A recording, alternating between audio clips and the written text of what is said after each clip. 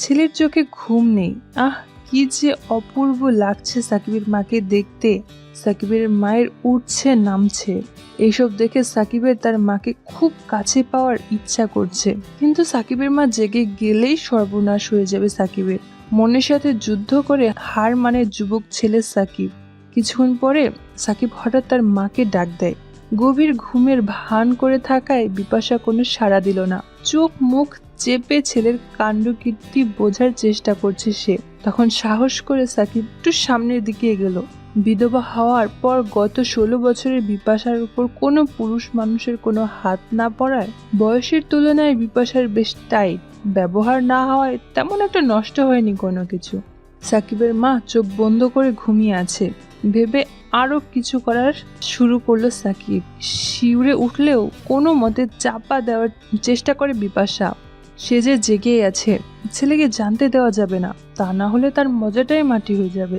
সাকিব ক্লান্ত হয়ে শুয়ে পড়ে। এদিকে বিপাশা বুঝে গেছে তার ছেলের ক্ষুধা প্রচন্ড। প্রথম রাতে মাকে পেয়ে এমন করতে পারে সেই ছেলের ইচ্ছা যে কতটা তীব্রভাবে শিউরে উঠে বিপাশা।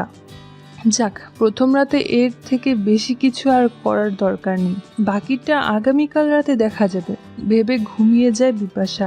পরদিন সকাল থেকে দোকান বা সংসারের কাজের ফাঁকে ফাঁকে মাকে অন্য চোখে জরিপ করতে থাকে সাকিব। সাধারণত চাকরি খোঁজা বা শহুরে বান্ধবীদের সাথে একান্তে প্রেমালাপ চালাতে সারাদিন ঘরের বাইরে গ্রামের পথে ঘাটে ঘুরে বেড়ালেও আজ আর ঘর থেকে বেরোয় না সাকিব। মার সান্নিধ্যে দিনটা কাটাতে থাকে। এদিকে বিপাশা ভাবছে, এক রাতে সামান্য আদরে দেখি ছেলের সুমতি হয়েছে, মাকে ফেলে বাইরে বেরোনোর নামই নিচ্ছে না একেবারেই। ছেলের চোখের ভাষায় স্পষ্ট তারিফ ঠিকই টের পায় সাকিবের মা।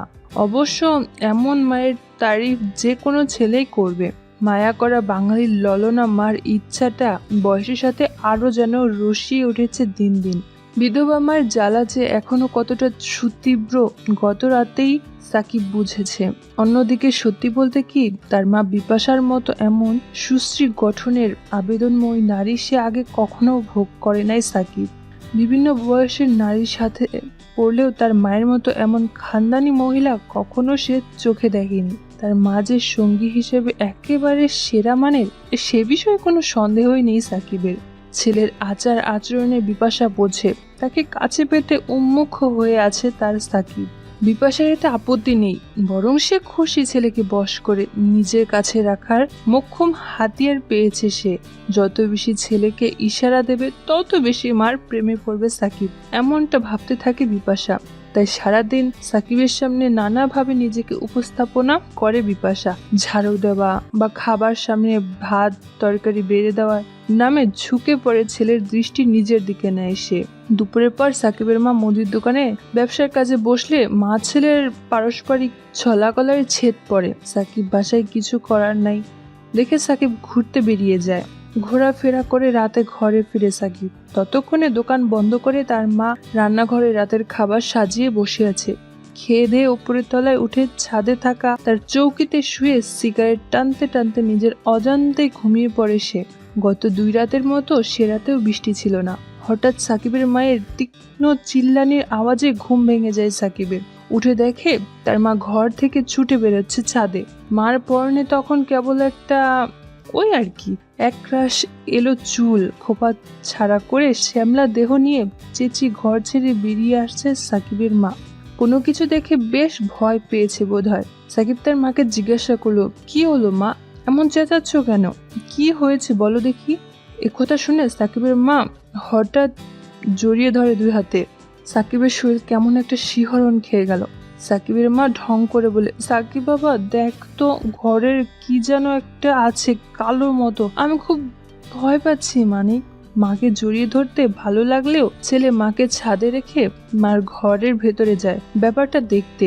মার ঘরে আলো জ্বালিয়ে ঢুকে দেখে মার বিছানার তলায় একটা কালো হুলো বিড়াল। বিড়ালটাকে তাড়িয়ে দিয়ে সাকিব তার মাকে জিজ্ঞাসা করে, বিড়াল ঢুকেছে তোমার বিছানার তলে, তাতেই এত ভয়?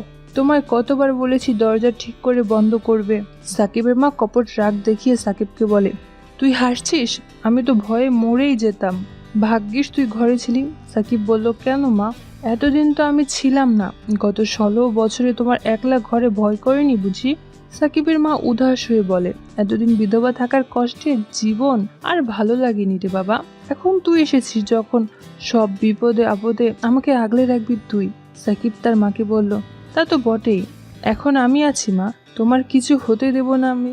তোমায় ছেড়ে আর কখনো কোথাও যাব না। বিপাশা হঠাৎ সাকিবের কথোপকথনে সেই সময় হঠাৎ ঘরের কারেন্ট চলে গেল। সাকিবের মা আবার ভয়ে আঁতকে উঠে ছেলের বুকে ঝাঁপিয়ে পড়ে, তাকে জড়িয়ে ধরলো। এবারের মা ছেলের আলিঙ্গনটা একটু অন্যরকম ছিল। সাকিব তার মাকে বলল, এখন থেকে সবসময় আমি তোমার পাশে থাকবো মা।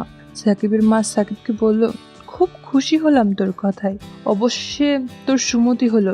সাকিবের মা সাকিবকে বলল, আমি কিন্তু আর একা শুতে পারবো না রোজ রাতে। সাকিব তার মাকে বলল, আহারে, গত রাতেই না কথা হলো তোমার আর কখনো একা শুতে হবে না। বাবা নেই তো কি হয়েছে, আমার কাছে রোজ রাতে তুমি ঘুমাবে, তোমায় আঁকড়ে ঘুমাবো আমি। আর এভাবেই চলতে থাকলো মা ছেলের ইচ্ছা পূরণ।